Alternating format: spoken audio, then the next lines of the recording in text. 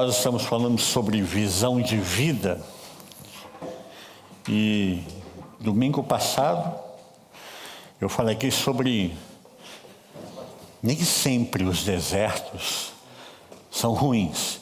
Já está lá no YouTube, já foi colocado lá no YouTube, já está lá. Posso tirar esse microfone aqui, fica melhor? E dando continuidade àquela palavra de domingo passado, nós vamos continuar em Lucas. Lucas capítulo 4. A intenção é nós termos 4 sermões nesse texto de Lucas capítulo 4. Nós vimos do 1 ao 13 e agora nós vamos ver hoje do 14 ao 30.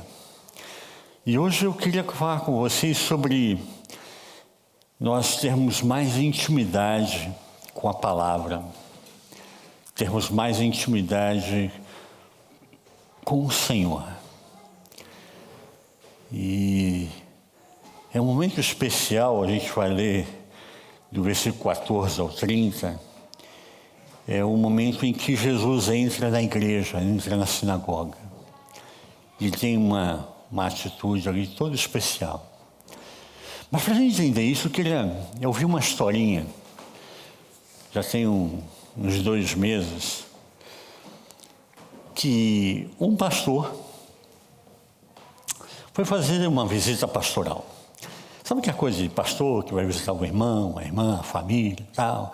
Aí a família prepara toda aquela louça, né? Aí prepara tudo. O pastor vai vir na minha casa, né? Aí preparou tudo, a irmã preparou o melhor prato, né? Falando da porcelana, né? O melhor prato, os melhores talheres, tal. E o pastor veio e deu aquela mensagem na casa, comeu com eles, tal. E no final ele falou assim: eu queria deixar uma palavra com vocês. Normal.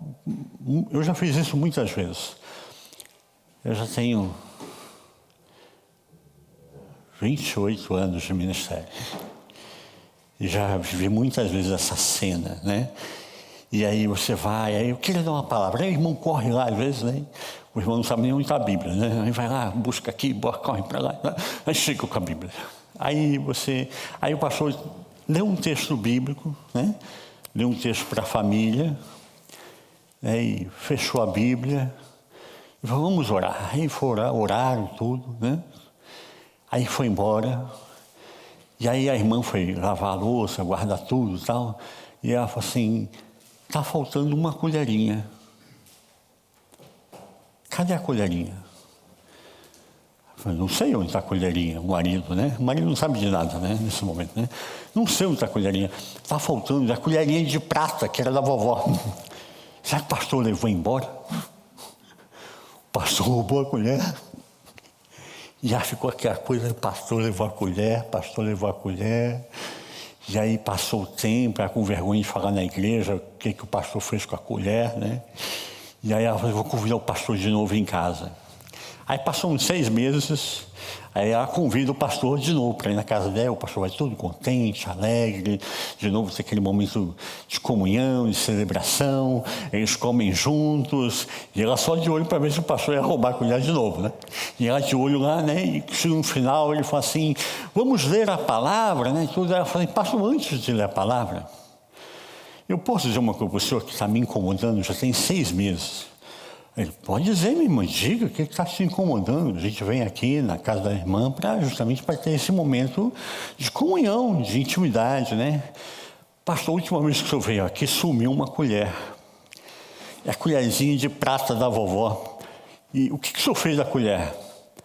Não, eu deixei dentro da Bíblia. O texto que eu li da outra vez está lá dentro da Bíblia.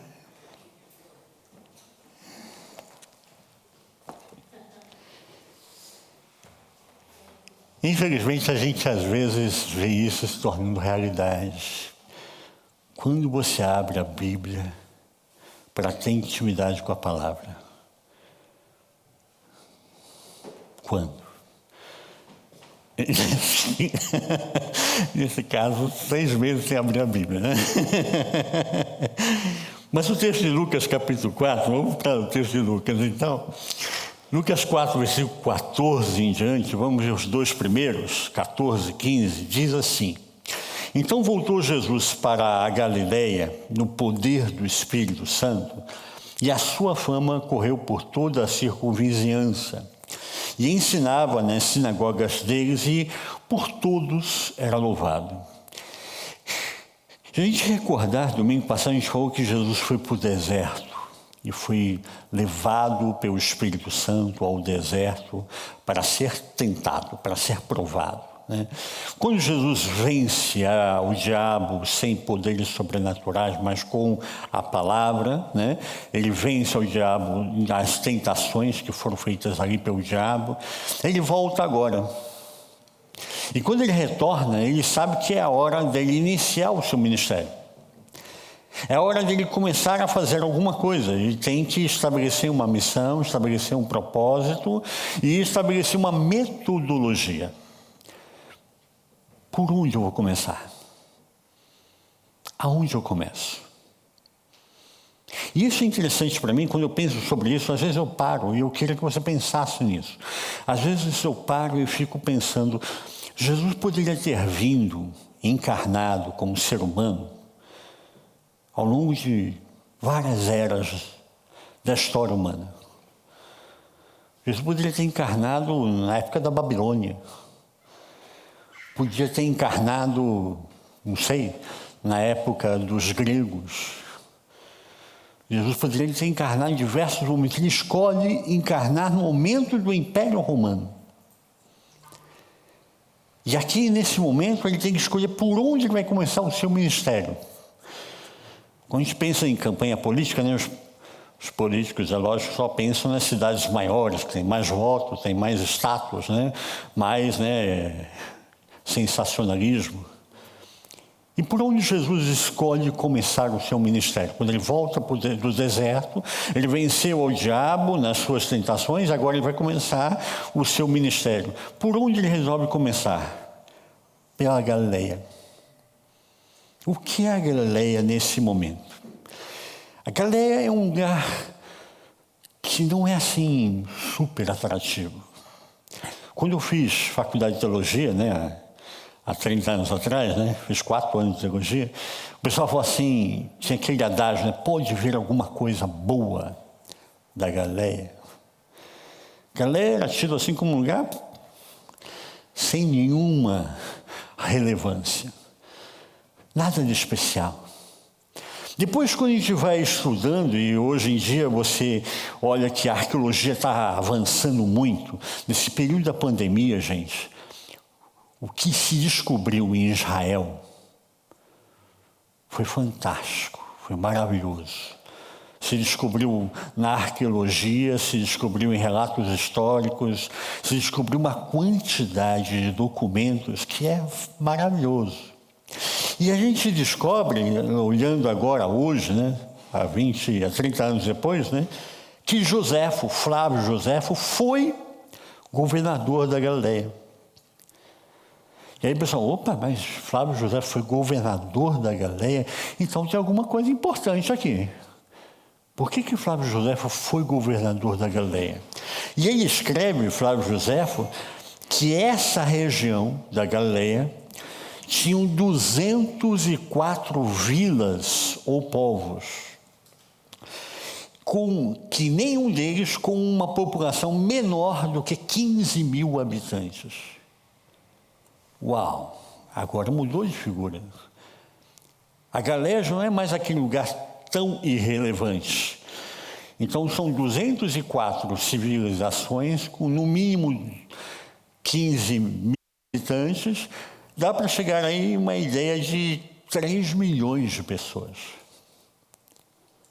3 milhões de pessoas num espaço que era de 70 quilômetros por 50 quilômetros. Então, são uma grande população nessa região. E Jesus escolhe começar o seu ministério pela Galileia.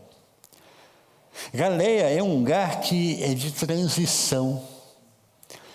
Então, provavelmente Jesus viu na sua infância esse lugar de transição, era a rota de comércio. E aí começa a ficar interessante.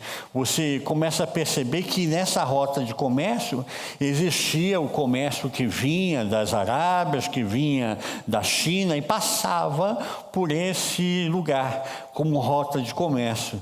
E aí começa a ficar muito interessante que Jesus começa a utilizar a Galileia para ser o seu lugar de encontrar-se com o povo.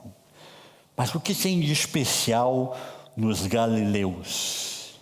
Os galileus eram um povo que, segundo Flávio Joséfo, eles eram muito partidários às inovações, ou seja, um pessoal arrojado, moderno, e eles eram propensos por natureza a mudanças, adoravam a rebelião. Estavam sempre dispostos a seguir um líder que começasse uma insurreição. Eram de temperamento rápido e brigão. Então Jesus falou assim, se eu tenho que começar o meu ministério, eu vou começar com o pessoal mais complicado. Os galileus eram os mais complicados. Eram brigões. Eram modernos, eram inovadores, mas também gostavam de fazer um conflito aí. Então ele começa vindo do deserto, vai para a região da Galileia, e aonde ele vai? Ele começa pela sinagoga. O texto diz que ele entra na sinagoga, e é interessante entender que nesse momento havia o templo, não existe hoje mais, ainda estão esperando o momento certo para reconstruir o templo, mas se houvesse um lugar onde houvesse 10 famílias judias, já era o suficiente para se construir uma sinagoga. Jesus, então, entra na sinagoga com um propósito, com um intuito. Ele não vai somente à igreja. Ele vai à igreja porque ele tem um propósito. Ele entra na sinagoga com um objetivo. Mas quem é Jesus nesse momento? Ele é o filho do carpinteiro, gente. Ele é o filho de José, de Maria. Ele é o filho do carpinteiro. E é interessante que ele chega nesse local, mas algo já havia de especial em Jesus, porque o texto diz que o assistente que guardava os rolos dos livros da Bíblia, né, o Antigo Testamento escrito em rolos, ele chama então a Jesus para ler. Mas como, pastor? Como é que o filho do carpinteiro vai ler um texto nesse momento da Bíblia lá na frente? Porque havia na sinagoga o espaço para que o leigo lesse a palavra. Como funcionava a dinâmica da sinagoga? O assistente, ou até eu guardei aqui o nome aqui, que é um nome bonitinho em hebraico, o Shazam. Ele era o que guardava os livros, que cuidava dos livros. Ele oferecia o momento da oração, ele conduzia a liturgia, ele dirigia a um leigo que lesse a palavra, chamava um leigo da comunidade para ler a palavra, em hebreu, em aramaico, né, aquele momento especial. E ele participava desse momento do ensino. Ele mesmo poderia pregar, ou ele poderia chamar alguém para pregar. Um leigo poderia pregar. Eu acho que isso é revolucionário, importante. Porque a gente entende que o sacerdote é só o pastor que está lá na frente. Todos nós somos sacerdotes do Senhor. Deus chamou a mim e a você para exercermos o sacerdócio universal de todos os crentes. Isso é um chamamento da reforma. E aqui já começa sendo inovador. E então, nesse contexto, ele escolhe a região da Galileia, escolhe entrar na sinagoga, mas não é qualquer sinagoga. É a sinagoga da cidade de Nazaré. Por isso ele é conhecido como Jesus, o Nazareno. Ele escolhe começar o seu ministério porque é o lugar onde ele morou, onde ele passou a infância, onde os pais dele frequentavam a igreja. Então ele escolhe a cidade de Nazaré para começar o seu propósito. Então ele ensina a palavra nesse momento. E o que tem de especial em Nazaré? Agora, especialmente a cidade de Nazaré. Ela tinha um caminho que vinha do sul, que eram os peregrinos de Jerusalém, que ia em uma rota para o mar, em direção ao Egito, a Damasco, passava por Nazaré. Ela tinha uma outra rota do oeste, que vinham as caravanas da Arábia, passava por Nazaré. E ela tinha uma outra rota que era utilizada pelas legiões romanas.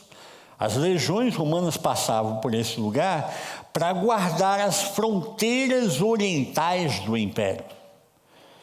Então, apesar de a cidade de Nazaré não ser uma cidade de grande relevância, ela tem a sua importância no contexto geopolítico, né?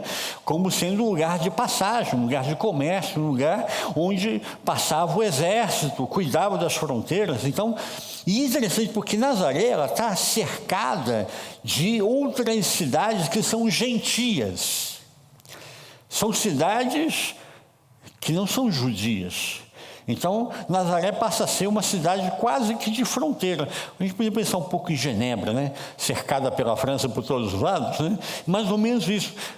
Nazaré seria uma cidade cercada por cidades gentias nesse processo. E aí o que a gente começa a ver? Jesus vai, então, para a região da Galileia, para a sinagoga de Nazaré, porque ele tem um propósito.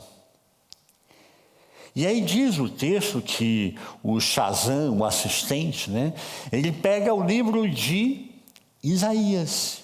O texto que nós lemos aqui, de Lucas 4, a partir do versículo 16, diz assim: chegando a Nazaré, onde fora criado, entrou na sinagoga no dia de sábado, segundo o seu costume, e levantou-se para ler. Então, ele é chamado para ler o texto.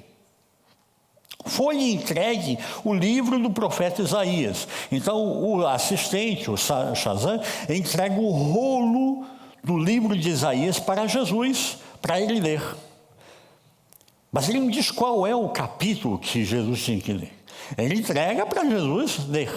E é interessante isso também porque, no hebraico, nós temos essa divisão em capítulos, em versículos. Fica legalzinho, né? Olha, pega aí o texto de, né? Tessalonicenses, capítulo 2, versículo 5, né? Aí você já vai lá rapidinho e acha. Mas na Bíblia hebraica não tem isso. Não tem divisão de capítulo. Não tem divisão de versículo. Você vai vendo o hebraico contínuo. E o texto diz o que aqui? Foi-lhe entregue o profeta Isaías, abrindo-o, achou o lugar em que estava escrito. Então, Jesus procura o que ele vai ler. Ele procura o texto que ele quer ler. E aí ele pega o texto de Isaías, capítulo 6, que diz, versículo 18: o Espírito do Senhor está sobre mim, porquanto me ungiu para anunciar as boas novas aos pobres. Enviou-me para proclamar libertação aos cativos e restauração da vista aos cegos, para pôr em liberdade os oprimidos e para proclamar o ano aceitável do Senhor. Ele escolheu esse texto. E fechando o livro, devolveu-o ao assistente e sentou-se. A gente às vezes olha assim, bom, sentou, então não vai fazer mais nada, né? Não. O rabino pregava sentado. Isso a gente esquece. Em 2014, nós fomos com um grupo de pastores e fomos uma igreja judaico-messiânica, né? Uma igreja judia em Israel, perto de Jerusalém, mas que acreditam em Jesus como Messias. Então, é uma igreja judaico-messiânica. E aí foi muito interessante, porque tudo em hebraico, lógico, né? Estamos em Israel, né? Vantagem, né, pastor? E aí cantaram em hebraico, aí eu assim, né? Legal, né? Eu vou tentando entender o que está acontecendo, né? Mas tudo hebraico, né? Mais difícil, né? Eu li um pouco de hebraico, estudei 1 ano de hebraico, mas não é para tudo isso, né? 1 ano de hebraico não é nada, né? E aí depois, o que aconteceu? O rabino pegou a palavra, leu e sentou-se. Aí todo mundo sentou. Eu falei, E aí ele começou a pregar. A gente está acostumado sempre a ver o pastor em pé pregando, né? Mas o rabino, ele senta, ele prega sentado. Então ele, fechando o livro, devolveu o assistente, sentou-se, e os olhos de todos na sinagoga estavam fitos nele. Então começou a dizer: hoje se cumpriu essa escritura aos vossos ouvidos. E todos se admiravam, né, das palavras de graça que saíam da sua boca e diziam: este não é o filho de José? Ou seja, Jesus escolhe ir até a sinagoga e quando ele se senta, ele diz: eu vou falar. Ele recebe o livro do assistente, mas poderia ser o assistente que fosse pregar. Mas quando ele se senta, ele diz: pode deixar que eu vou pregar. E aí todo mundo ficou: opa, o que Jesus vai falar agora? Ele lê um texto importantíssimo, que é o texto do Messias. E o que ele vai dizer sobre isso? E é interessante porque o texto diz que todos se admiravam das palavras de graça que saíam da sua boca. O texto não diz o que Jesus falou, mas a gente começa a entender. Provavelmente Jesus começa a falar sobre o texto de Isaías, capítulo 6, e falando sobre aquilo que está escrito ali, que estava se cumprindo na sua própria vida. Ele está mostrando o seu propósito, o seu objetivo. Jesus conhecia a Escritura. Ele escolhe o texto para dizer o que ele vai falar. Ele escolheu o texto de Isaías para dizer o que ele tinha para dizer sobre o início do seu ministério.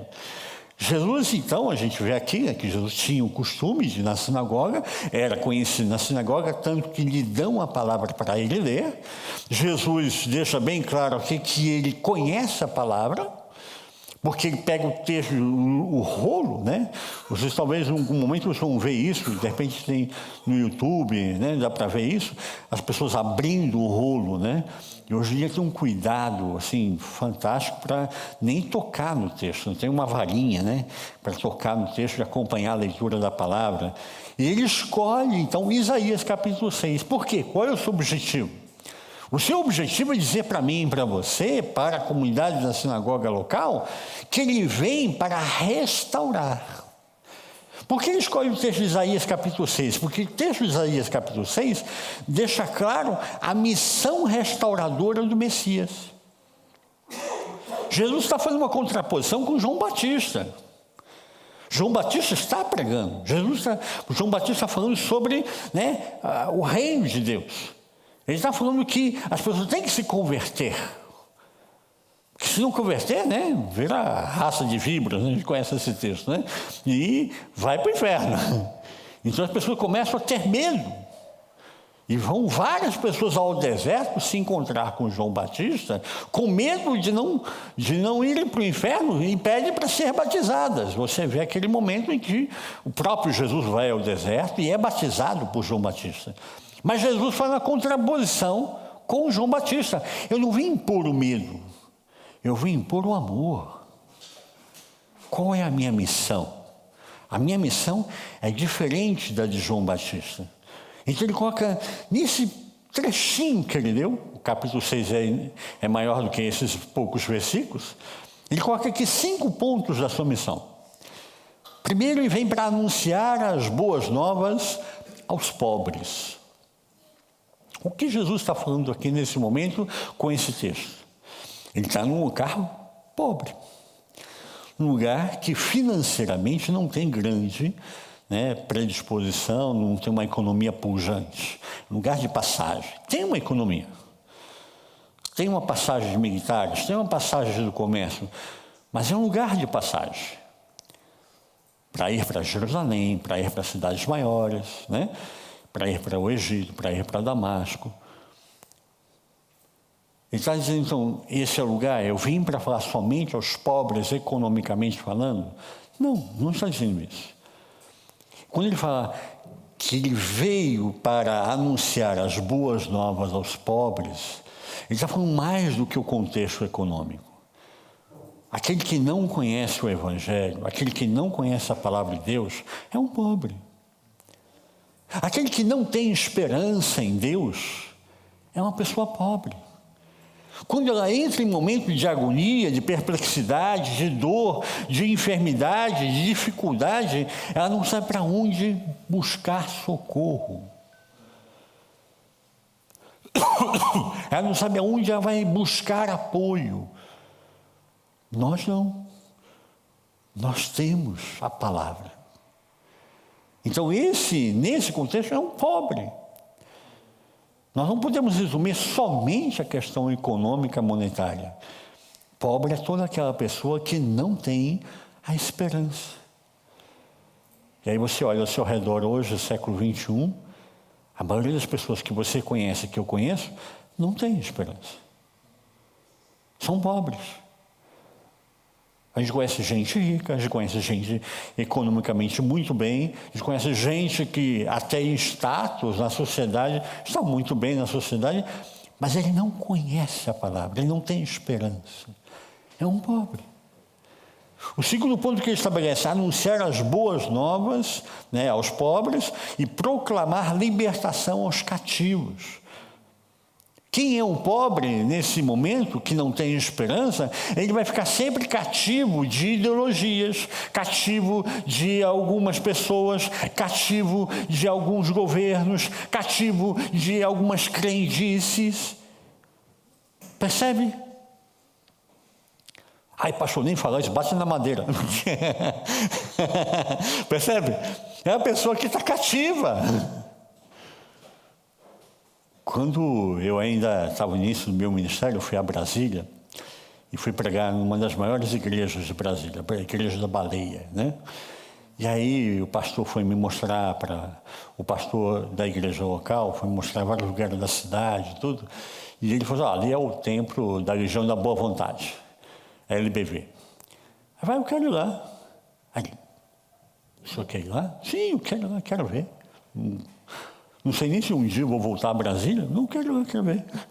Mas, pastor, eu acabei de falar que lá é o templo da Legião, da Boa Vontade. O senhor quer entrar lá? Sim, quero entrar. Aí eu entrei. Acho que nem ele nunca tinha entrado. Eu entrei, carpete dessa altura, gente. Fofinho, bonito, tudo chique, quadro na parede. Olha assim, chique aqui, que legal, né? Aí no centro do templo tinha um caracol. Imagino que tem até hoje. Um caracol de mármore, preto e branco. Preto, branco, preto, branco, preto, branco, preto, branco, preto, branco. E faz um círculo. Vai fazer um círculo, até que chega no centro, a pedra central é branca. E aí o pessoal que estava ali fala, o pessoal vai andando no caracol e vai pedindo, vai rezando, E aí quando ele chega na pedra branca, na pedra do centro, ele está debaixo do maior quartzo do mundo. Aí você olha para cima, tem assim, maior pirâmide, já viram isso? A pirâmide, você olha assim, para mim parece um teto de vidro, mas é o maior quartzo do mundo, entendeu? E ali tem bons fluidos.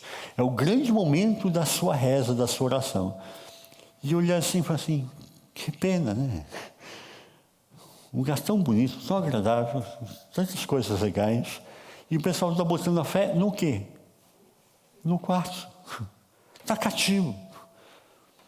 E quantas pessoas hoje creem em duende, creem não sei o que lá.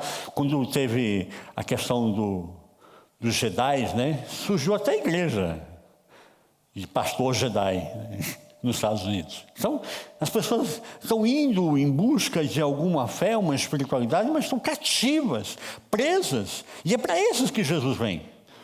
O terceiro ponto que ele coloca, restaurar a vista aos cegos. Bom, então Jesus vai falar só com o cego, eu enxergo bem, então não tem nada a ver comigo, não preciso nem dar palavra. Não, de novo, o cego não é só a pessoa que não enxerga. Existe muita gente que enxerga muito bem, mas não vê nada. E é para esses que Jesus vem. Quando a cegueira vai alcançando essa pessoa, ela não consegue mais enxergar o seu próximo. Ela não consegue mais enxergar as pessoas ao seu redor, que precisam da sua ajuda. Ela não tem diálogo, ela não tem palavras, ela não sabe o que dizer. Ela perdeu a esperança. Ela está cativa dentro do que ela acredita em crendices, ou ela é ateu, ou nesse momento ela não acredita mais em nada, ele é espiritualista, entendeu? Está cego.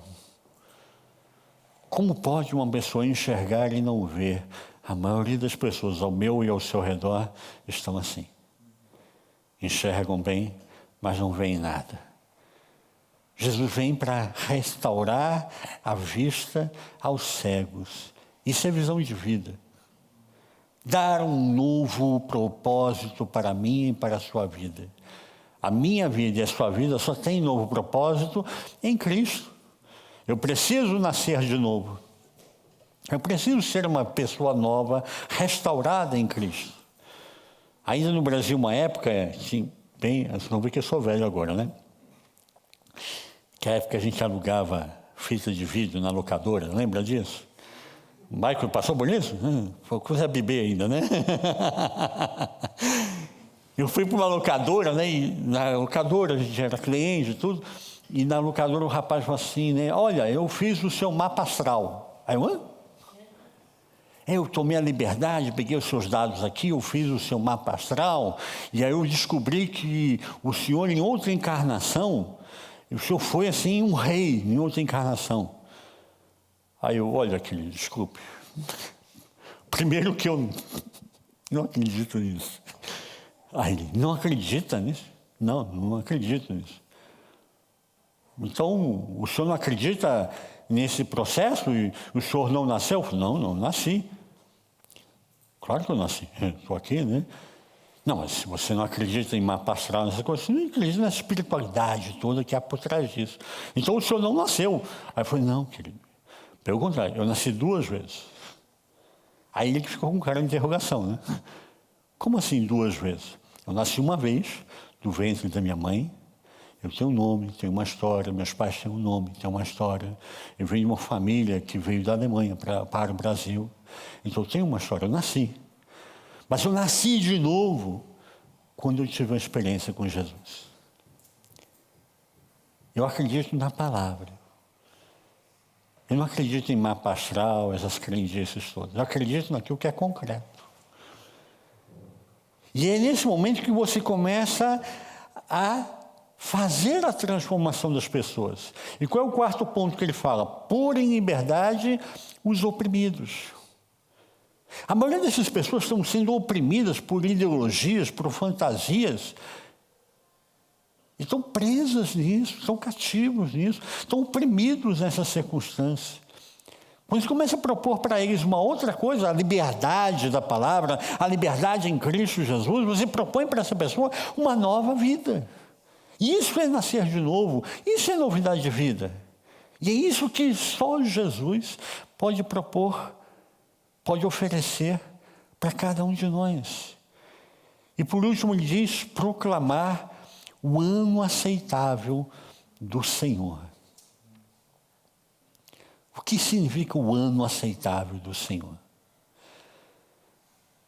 Ele diz nesse momento que desde Isaías, 800 anos do nascimento de Jesus, Deus já tinha um propósito que o Senhor, e aí o Senhor aqui em letra maiúscula, é o Senhor dos senhores, é o Quírios dos quírios, é o Senhor dos senhores. Ele tem um propósito de restaurar a humanidade, de mudar a história, de transformar a vida das pessoas, não importando o sexo, não importando a nacionalidade, não importando de onde ele veio, não importando a idade. Ele importa-se com o ser humano, comigo, com você, com a minha história, com a sua história. E aqui nós temos um erro, assim, para mim, que é gravíssimo. Há muitos lugares ainda se fala que Jesus, ele encarnou, mas ele não era onisciente, não era onipotente, não era onipresente. Que Jesus encarna, mas depois ele é revestido com o Espírito Santo e aí ele começa o ministério. Mas isso não é verdade.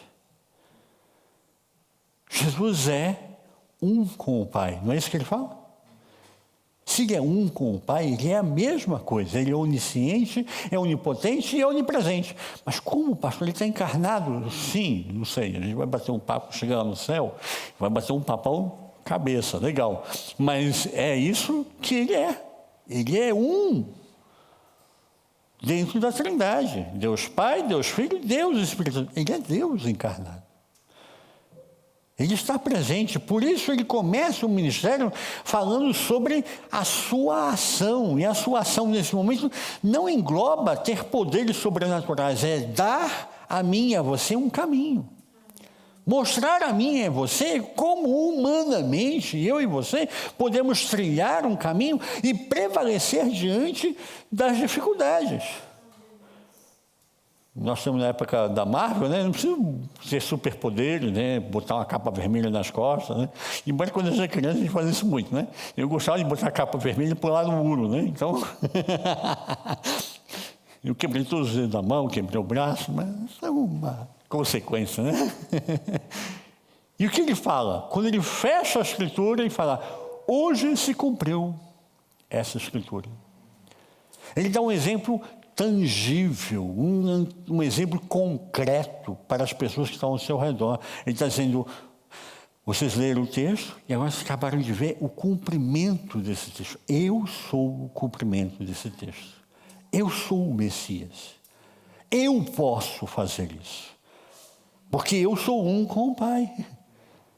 Eu sou Deus encarnado, o Verbo que se fez carne.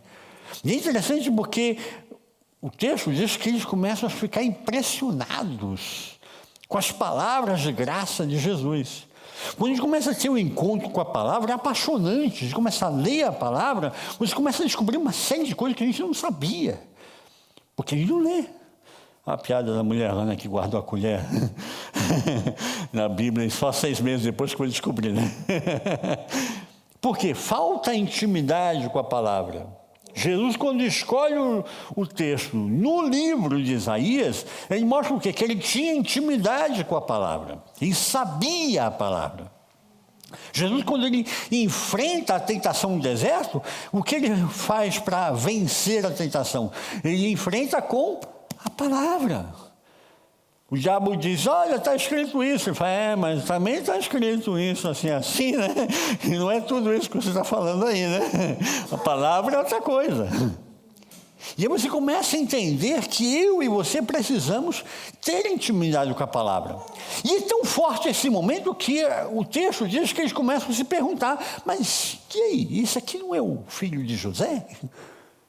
Eles começam a ficar impressionados com as palavras de Jesus e a sabedoria, a autoridade de Jesus. O que demonstra que Jesus, embora sendo um Deus onipresente, onisciente, onipotente, a própria comunidade nunca viu Jesus fazendo nada de extraordinário.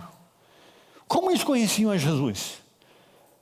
O filho de José, o filho de Maria. A comunidade conhece a família, conhece os pais de Jesus, conhece os irmãos de Jesus. E eles começam a ficar em questionamento. Ué, mas não entendi nada. Ele está dizendo que ele é o Messias, mas ele não é o filho de José? Não estou entendendo, ele nunca fez nada de extraordinário, nunca fez um milagre aqui. Eu imagino que a comunidade nesse momento está cheia, está um se cutucando o outro ali, né, aquele burburinho, cochichando. E esse é o grande problema. E é esse o ponto que eu quero encerrar. Versículo 23 diz assim, disse-lhe Jesus, sem dúvida me direis este provérbio, médico, cura-te a ti mesmo. Tudo o que ouvimos teres feito em Cafarnaum, faze-o também aqui na tua terra. E prosseguiu, em verdade vos digo que nenhum profeta é aceito na sua própria terra. Em verdade, eu vos digo que muitas viúvas havia em Israel nos dias de Elias, quando o céu se fechou por 3 anos e 6 meses, de sorte que houve grande fome sobre toda a terra. E a nenhuma delas foi enviado Elias. E a nenhuma delas foi enviado Elias. senão uma viúva em Serepta de Sidom. Jesus está falando de um texto que a comunidade conhece. O judeu conhece a palavra. Todos já tinham lido a história de Elias, o momento que ele declara que não ia chover, e por 3 anos e meio não choveu. E Acabe ficou desesperado procurando a Elias para fazer ele desvoltar a oração dele, né? O senhor orou assim, agora desvolta, né? Desfaz. E começa a ter crise econômica, crise financeira, começa a ter crise nas famílias. Todo mundo conhece o contexto de Israel, que passou por isso. Mas nunca tinham percebido que, embora houvessem diversas viúvas em Israel, Elias nunca foi enviado para uma dessas viúvas, e sim para Sarepta, em Sidom, uma mulher fenícia, uma mulher gentílica. E aqui eles começam a entrar em choque. Uau! Mas é verdade. Se Deus tem que enviar para uma igreja, para uma mulher judia, para uma família judia. Tinham tantas viúvas em Israel. E por que Deus mandou Elias para uma mulher fenícia? E aqui eles começam a entrar em choque com a palavra. E aí Jesus continua. Também muitos leprosos havia em Israel no tempo do profeta Eliseu. Ele está falando de 1 Reis, falando de 2 Reis agora, né? Mas nenhum deles foi purificado, senão Naamã, o sírio. E aí eles têm um segundo choque com a palavra. Eles sabiam da palavra, sabiam da história. Aconteceu em Israel. Quantos leprosos haviam em Israel? Por que Deus não curou os leprosos de Israel? Foi curar um sírio, o inimigo, porque a Síria sempre foi a inimiga de Israel. E Naamã não era só um sírio, Naamã era o general dos generais da Síria. Era o cara responsável por fazer as guerras contra Israel e vencer as guerras contra Israel. Então ele era um cara odiado. E agora eles põem então em choque. Por que Deus mandou Eliseu curar um leproso sírio, quando nós tínhamos vários leprosos em Israel que não foram curados? E aqui é o grande problema que acontece até os dias de hoje. Uma coisa é ter intimidade com a palavra e você começa a aprender com a palavra. E outra coisa é quando eu já acho que já sei. Quando eu acho que eu já sei, eu não aprendo mais nada. E aí eu começo a praticar o quê? A religiosidade. A religiosidade é o grande mal, o câncer da fé, da espiritualidade. Porque eu acho que eu já sei. Então o Michael não tem nada para me ensinar, eu já sei. Michael, você fez faculdade de teologia? Você fez um mestrado em psicologia? Você sabe, eu fiz pedagogia, fiz filosofia, fiz teologia, fiz psicologia. Aí o Michael assim, bom, eu não posso ensinar nada para essa pessoa. Se eu for a palavra achando que eu já sei, eu já não preguei sobre esse texto de Lucas 4 várias vezes. Mas se eu for para esse texto pensando que eu já sei, eu não tenho nada para pregar. Quando eu falar, quando eu abrir a boca, vai sair filosofia, vai sair pedagogia, vai sair psicologia. Estou dizendo que isso é ruim? Não, não é ruim. Mas não é palavra. Toda vez que eu vou a um texto, eu vou e eu me dispo antes de ir ao texto. Porque eu quero que essa palavra me transforme. Eu quero que essa palavra fale ao meu coração. Eu quero que essa palavra transforme a minha vida. Para que eu, transformado, eu possa passar a mesma paixão, a mesma visão, porque ela tocou no meu coração, eu posso levar essa palavra para tocar no coração das pessoas ao meu redor. Mas se eu perco essa paixão, e eu conheço uma infinidade de pastores que já perderam essa paixão. Eu conheço uma infinidade de pastores que abrem aquele sermãozinho amarelo, né, que já pregou 10, 15 vezes a mesma coisa. Põe umas 4 ou 5 frases de impacto ali, de ênfase, e o pessoal, que maravilhoso. Mas ele já está cansado de pregar aquilo.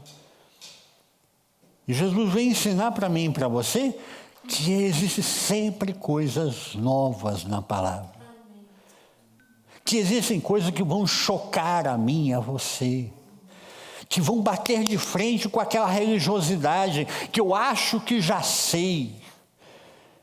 E isso começa a chocar a comunidade agora da sinagoga. Eles achavam que já conheciam a palavra. Mas como assim? É verdade. Tinham tantas viúvas em Israel e Elias foi enviado para uma viúva em Sarepta. Uma viúva de Sidom, uma fenícia.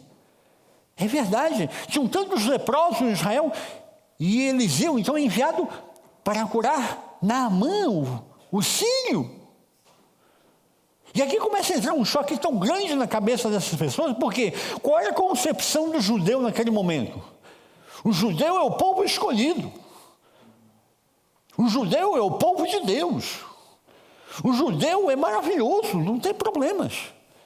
E os gentios, coitados, eles vão só povoar o inferno. Porque só o povo judeu é o povo escolhido. E aí quando eu começo a olhar para a palavra e ver que Elias foi enviado para uma fenícia, Eliseu foi enviado para um sírio, eu vou, opa!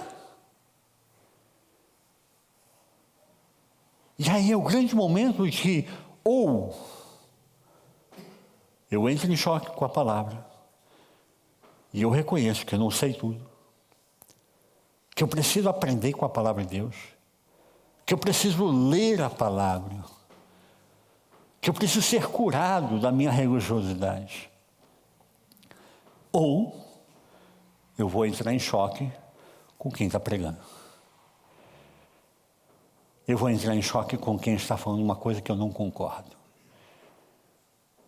Eu não vou aceitar essa palavra. Quem é ele para dizer isso? Ele é o filho de José. Percebe aqui? É o grande momento de ele decidir, esse é o Messias ou o filho de José? São duas pessoas bem diferentes. E o texto diz o que então? E todos que estavam na sinagoga, ao ouvirem essas coisas, ficaram cheios de ira. Ficaram irados, com raiva de quem? De Jesus. Porque Jesus está mostrando uma coisa na palavra para eles que eles nunca tinham visto. E que está quebrando toda a religiosidade deles, porque eles sempre acharam que os gentios são o povo escolhido para ir para o inferno. Quase que a predestinação para o inferno, né? São predestinados para ir para o inferno. Se são predestinados para ir para o inferno, o que Elias foi fazer lá buscar a viúva? Se são predestinados para ir para o inferno, o que Eliseu foi lá buscar o general sírio, Naamã? Então, alguma coisa está errada naquilo que eu acredito. Se eu sou consciente disso, eu me curvo, porque é a palavra. Mas se eu não consigo me curvar, então eu vou murmurar, vou blasfemar, vou gritar, vou criticar, vou espernear, vou fazer de tudo menos aceitar a palavra. E é isso que eles fazem. Ficaram cheios de ira, versículo 29, e levantando-se, expulsaram-no da cidade. Mas Jesus não nasceu, nasceu em Belém, né? Mas Jesus não viveu toda a vida dele em Nazaré. Agora estão expulsando Jesus de Nazaré. Percebe? Expulsaram-no da cidade, levaram-no até o despenhadeiro do monte em que a sua cidade estava edificada, para dali o precipitarem. Nazaré está numa região montanhosa. E existem penhascos de 200, 300, 400 metros. Eles levam Jesus para um local assim. Vamos jogar ele aqui para baixo, porque a gente não aguenta ouvir o que ele está falando. Não basta eu não aceitar o que você está me dizendo. Eu tenho que anular você. Eu tenho que cancelar você. Eu tenho que destruir você. Você tem que morrer, porque você está me incomodando demais. E é isso que nós estamos vendo hoje. Pô, pastor, século XXI, mas isso está acontecendo? Tá. Aos montes. Famílias estão se dividindo, se tornando inimigas de morte. Amigos de infância estão se tornando inimigos de morte. Por quê? Porque eu não aceito o outro, eu não consigo conversar com o outro, não consigo dialogar com o outro. Então eu quero jogar ele no despenhadeiro abaixo. E se a missão de Jesus fosse só isso, eles teriam matado Jesus nesse momento. Mas o que diz o texto? Ele, porém, passando pelo meio deles, seguiu o seu caminho.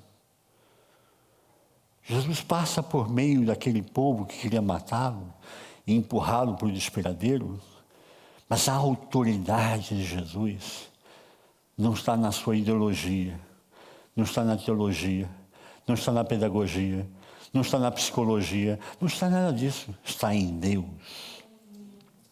Ele é o Messias. Ele é o verbo que se fez carne.